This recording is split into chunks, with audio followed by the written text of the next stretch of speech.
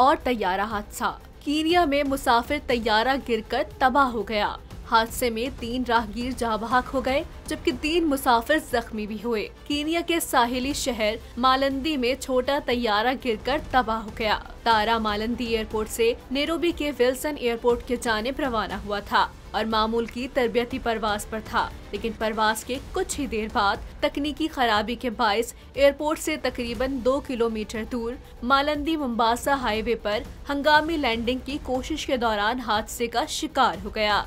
हादसे की तहकीकात का आगाज कर दिया गया है ताकि वाक़ये की वजूहात का तयन किया जा सके।